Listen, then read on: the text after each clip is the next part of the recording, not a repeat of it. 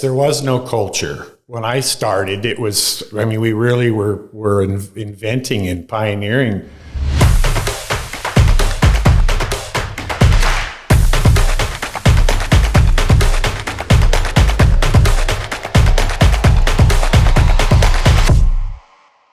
What's up, guys? Welcome back to another episode of the eSkate Chat podcast. My name's Matty, and we are here with a bit of an Evolve legend. His name's JT, Jeff Tatum.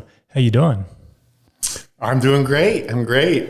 It's always nice to be here at Evolve Carlsbad headquarters. It's kind of like, for me, it's kind of like the e-boarding church, to come here and sort of worship a little bit. It's the headquarters. Where are you living at the moment? Well, unfortunately, right now I'm living in Hemet. I bought a little mobile home there, and I've been trying to get out of there ever since. I'll get it. You want to come back here? Yeah, I grew up in Oceanside, so I want to get back to Oceanside. Yeah, right. Tell us a bit about your growing up. Like, what did that look like? What was a decade? What was the scene? How did you get into skate? I was born in Virginia. My dad was a Marine. And then a couple months after that, we moved to Hawaii because he was stationed at Pearl Harbor. And then I think at about 5, he got stationed at Camp Pendleton. So I pretty much from 5 grew up in Oceanside. So I was a surf kid. And by the time I got to be a teenager, I could think for myself a little bit, probably unfortunately then. Didn't get me in anything but trouble. But, I was living with my parents in Solana Beach, and the inconsistency of waves in that area just brought me to a skateboard. I found that while waiting for there to be a swell for a week, me and my buddies would find a driveway or a nice street and skate and just emulate surfing and just pretend we were surfing, get tubed by the bushes and stuff, just waiting for waves. And I just finally came to the conclusion, you know what? Why wait? Just keep skating. Just keep skating. The world is a wave, There's waves everywhere, grass, dirt, pavement. So I sort of transitioned from the surfing over to the skating. I still surfed a little bit, but skating is just so much more consistent of the terrain that you have available. The world is a wave. I love it. Yeah, the world is a wave. Skateboarding as like a scene and a culture when you first started was incredibly different to what we're used to today, right? Yes, there was no culture. When I started, it was, we really were inventing and pioneering the whole skateboarding thing. I didn't have any influences. I didn't have any comparisons. I didn't have any examples. They didn't exist. I had to make everything up as I went along. And I don't know how, but I rode a longboard. I don't know how I really got hooked up with the longboard thing. I probably made one when I was just riding street. But I preferred a longboard. And you couldn't even really buy longboards. When I first started skating, it was hard to even buy a skateboard at all. But I used to go to garage sales and make longboards out of water skis. And so I pioneered the whole scene with a longboard too, which people don't really realize, But there really wasn't a scene there. We were building it as we went along. There wasn't a skate dress style yet. It was a lifestyle for me, but most people didn't understand it then. So we were just building it. We were building the culture then. Yeah. This was probably decades before there was skate parks and stuff. So I imagine you were skating natural terrain. Like I said, I started out with just street stuff, banks and driveways. And then quickly, there was a reservoir here in Escondido, which is like a water retention pond type thing. Cement pond. That was my first taste of riding a bowl. And then I got turned on to empty pools. Yeah. And empty pools became my life. I lived in empty pools. The pool scene was like incredibly influential in the skate culture scene. What year did that sort of become? When did you get started with it? Well, probably 77-ish, something like that. I think, early 77. And, people don't realize, especially younger skaters now, how empty swimming pools really was the stage for building a skate culture, you know. And that was the first vert riding too. Vert as in vertical wall. There's this beautiful photo of you, and you got the long hair out, and you're on the water ski board, I think, and you're right at the top of the pool doing this big banking turn, and the board's flat against the vertical wall, and you're leaning back. It looks so sick. Oh yeah, the carving. Carving on it. Yeah, that's a very iconic photo in skateboarding. I've had a few messages over the last 4 or 5 years. A couple of people even got that tattooed on them. Oh, really? Yeah. I don't think people realize that you were there in like the early days of when this freestyle skate happened. Like, I think everyone's familiar with, you know, Dogtown and that because there was movies. Yeah. But that was up, Bay Area, San Fran sort of way? Santa Monica. Santa area, Monica, yeah. more near LA? Yeah. And you're 2 hours south in San Diego? Yeah. So was that just operating like almost two independent scenes? Yeah, actually, yes. They both existed at the same time. There was Stacy Peralta and Jay Adams were the Dogtown boys or whatever. So, yeah, there was definitely two scenes going at once. And since they were LA guys and they kind of had that LA mentality, they did a lot of recording of, you know, there was always a photographer with them and everything. And us, we weren't really into that. I was kind of into the old Indian mentality of, you know, don't take my picture, it'll suck part of my soul out, you know. Photographers would show up at the pool and we would get out of here, man, and throw rocks at them. But we were kind of against the whole filming and picture thing. So the LA guys ended up getting a lot of the credit. And now it kind of the history really shines on that end, the LA side, which it was only half of what was going on. There was a whole nother scene and we were doing whole nother things and we dressed differently and we thought different down here in San Diego. So we were the down south boys and those guys were the Dogtown dudes. So there was two scenes forming skateboarding at the same time. And there's been rumors around that we had a feud, you know, the down south guys and the LA guys, you know, would meet at pools and fight. And there was this big clash and it wasn't really true.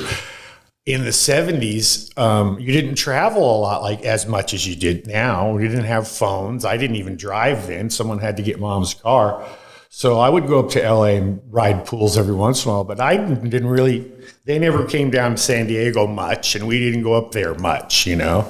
Yeah. I did see those guys at the Kona Bowl once, but I guess what I'm saying is we really didn't know much of each other. We knew each other existed, but there wasn't social media. I couldn't see what they were doing every day. So we pretty much just did our own thing, you know. That's so cool. Yeah, as 35 years went around and everyone got older and started thinking differently, you know, they were starting to loosen up and go, yeah, those guys did do something. Yeah, JT, he did it, you know, but for years, nobody wanted to acknowledge us.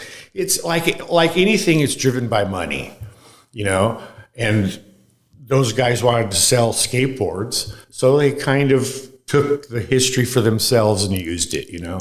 If they had to include us, that was a few less dollars for them. So talking about the commercial aspect of it, obviously that crew blew up into, you know, selling product, the brands, the competition, the sponsorship, that all sort of came out of there. What did that look like for you? I never participated in any of that. I have never participated in much of anything that the skate industry did or does. especially then. Like I said, we were pretty much nomads and wanted to be pretty incognito. And it's a big part of kind of why the skate scene and industry in the world shuns me, because I just never played anybody's game. You know what? I just saw on my Instagram that the Skateboarding Hall of Fame just happened. The Skateboarding Hall of Fame ignores me. They won't put me in there. I mean, I've done maybe influenced skating and the tricks in skating as much or more than anybody. So I don't really understand it, but my theory is that they just don't understand. But I didn't really participate in any of that. I did a couple skateboard contests, but I just was always into doing my own thing, and they would do things one way, definitely a more commercial way. So I just didn't participate in a lot of that. I stood back and watched it, you know, as the skate, you know, industry formed, but I'd never participated a whole lot. So yeah, because we made a film. I don't know how long ago that was now, sometime during COVID. And we spoke on the phone so much. And I remember talking about all this stuff. And one of the things you said to me, which was, I thought a pretty beautiful mentality, is that you're an artist and skateboarding is your art form. And then the commercialization of that sort of took away from the art form. Yes, you can't call anything art. I mean, if it's work, you know, like if someone told me, you know, paint 10 murals on this building or something and we'll pay you so-and-so, it turns into work then. So, yeah, people would say, oh, you're a professional skateboarder. And I'm like, no, I'm just an artist. It's all, I'm just an artist. And yes, my skateboard is kind of my brush, you know, for my art. It always was. And my body too. I'm, you know, trying to paint up the body with colored fabrics and latex. Let's talk about the costumes. You're very well known, I think, especially in the eSkate scene, like, you know, the Evolve Owners Club, Electric Skateboard Club. You post quite a lot, and people just see the surface, which is these crazy clothes, so they can't miss you. They know who you are, but maybe they don't understand why. Jeez, I don't know if I understand why either.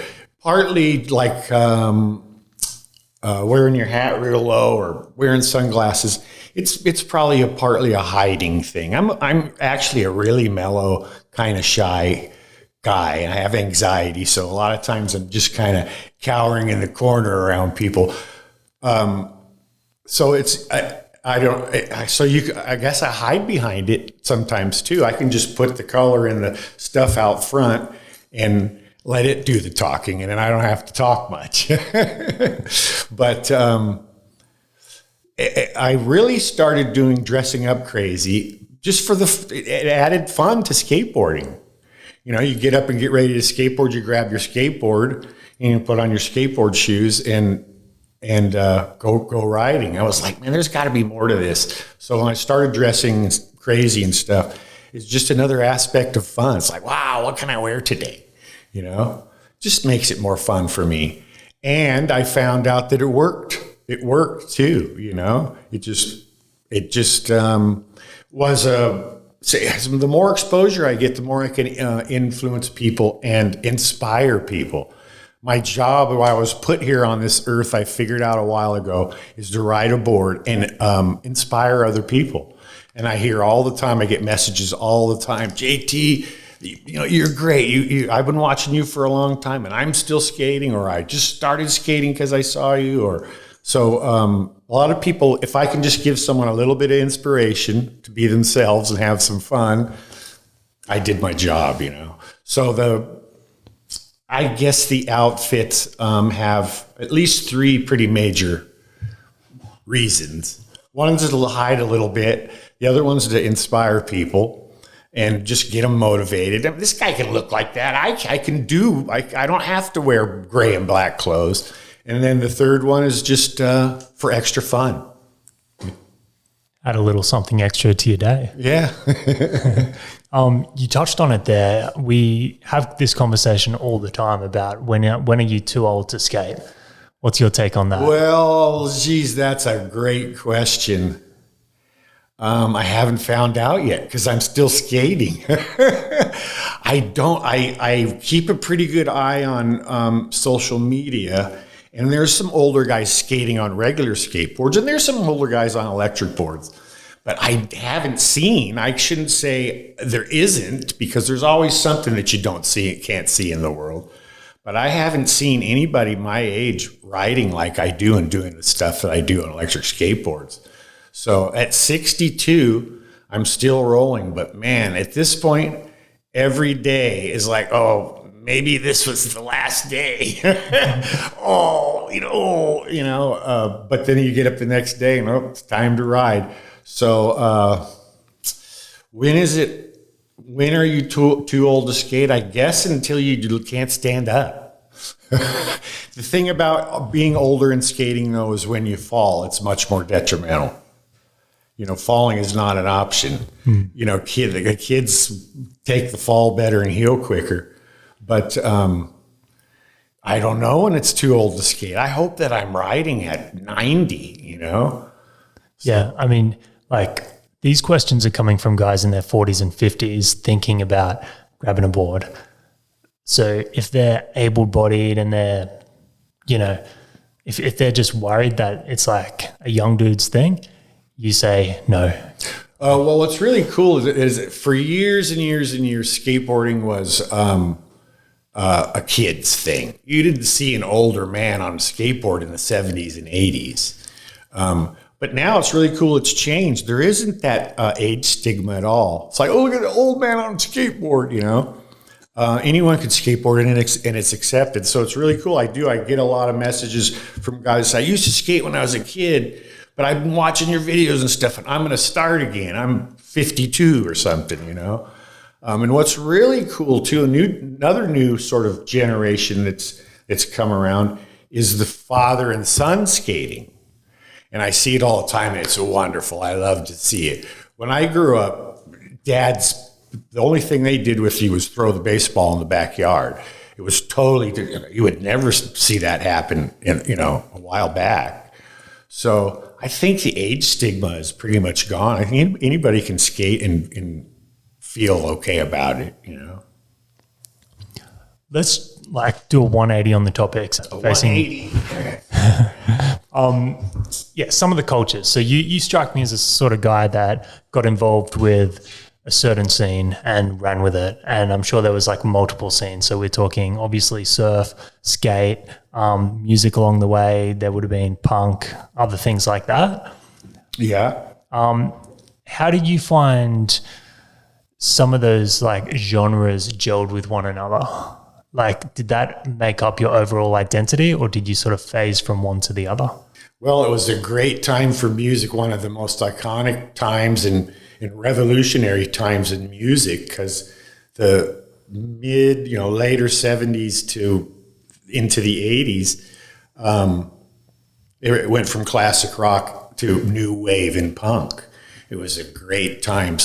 But it was all moving pretty quick. New wave, and then it turned into punk, then it turned into new road, then there was ska, this was all over just a handful of years.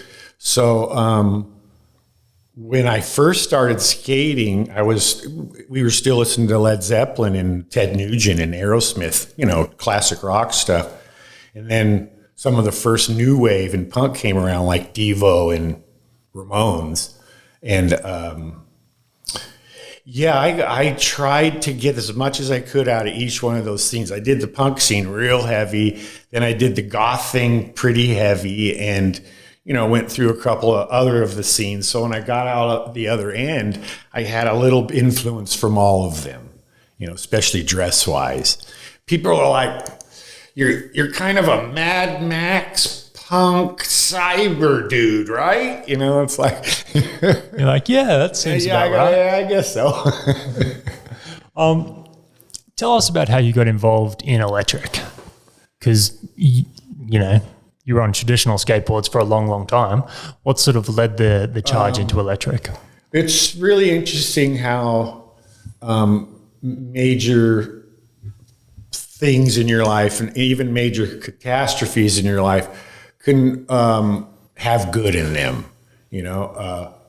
I just skated so hard for so long. Finally, my back just crunched. There's 3 or 4 vertebrae in my lower back that just got crunched.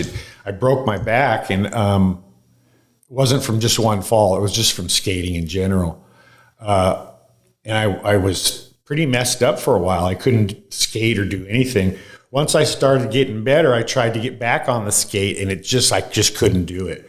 I was thumbing through Amazon one day and saw an electric skateboard, some of the first Chinese boards with 1 hub motor. And I was like, well, geez, that might work. So I guess really what got me into electric skateboarding is getting really hurt. It sort of forced me to transition. I couldn't ride the regular skateboard anymore, too much pounding on the pavement. So I started getting electric boards, and the story was written. I was riding electric boards in empty swimming pools right when I first started doing it. All of them were more like a regular skateboard, and a lot still had kicktail on it, so I could kick turn in the bowl. Do you remember the first time that you pushed the trigger and this thing started moving by itself? Yeah, I bought a Chinese board. I think it was 1 hub motor. And it went literally about 40 feet and burned up. and I was so bummed. And I think for a couple months, I'm like, F this. This is, But, I got another one, and it worked. And then I just, it would take me about a week to get burned out on that board. This just isn't fast enough anymore. So I just kept buying boards until I sort of found my the board that I wanted to ride. Then there wasn't much technology in the boards. They were just, I guess, adapting RC parts and stuff for boards. So yeah, my first board went about 40 feet and burned up. But I was like, man, that 40 feet was pretty cool. You at some point had a petrol one as well, right? A gas-powered board. Yes. I bought a gas-powered board, and the thing is really dangerous fun. It's scary thrills. I never found out how fast it went, but it was really cool. My friend one time on that board, I pulled it out and I was riding, and he's like, let me ride it, dude. And I go, dude, this thing is just crazy dangerous. If you get hurt, I'll feel terrible. But I wouldn't let him ride it at first, but finally he talked me into it. He took off down the street. That thing went out of control, and he got taken away in the ambulance. But it's fun. It's really fun. It's just great it's loud. It's got a motor on it. So it's just fun to just rev the thing.